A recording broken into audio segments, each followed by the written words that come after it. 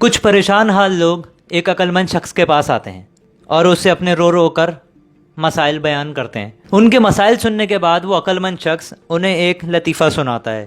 لطیفہ سن کر وہ لوگ ہنس ہنس کر لوٹ پوٹ ہو جاتے ہیں، اور اس کے بعد وہ عقلمند شخص انہیں وہاں سے جانے کا کہہ دیتا ہے اور وہ سب لوگ وہاں سے چلے جاتے ہیں۔ اگلے دن وہی پریشان لوگ پھر اپنے مسائل لیے روتے ہوئے اسی عقلمند شخص کے پاس آ جاتے ہیں، اور وہ عقلمند شخص انہیں پھر سے وہی لطیفہ سناتا ہے، لیکن اس بار بہت کم لوگ ہنستے ہیں اور بہت آہستہ سے ہنستے ہیں، جس کے بعد وہی عقلمند شخص انہیں پھر سے جانے کا کہہ دیتا ہے اور وہ لوگ پھر چلے واپس اپنے گھروں کو لوٹ جاتے ہیں۔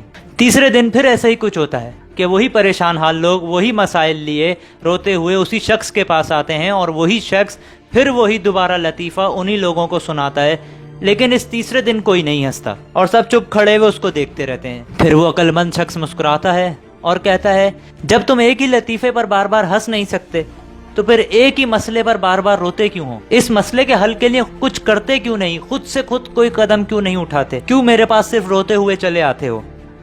لوگوں کو اس کی یہ بات سمجھ آتی ہے اور پھر وہ اس سے عہد کرتے ہیں کہ اب ہم ہی کوئی قدم اٹھائیں گے۔ یہ کہانی سنانے کا مقصد یہ ہے کہ پریشانیاں اور ان پر رونا اور صرف بیٹھ کر رونا آپ کے مسائل کا حل نہیں، بلکہ یہ صرف آپ کی انرجی اور وقت کا ضیاع کرتے ہیں۔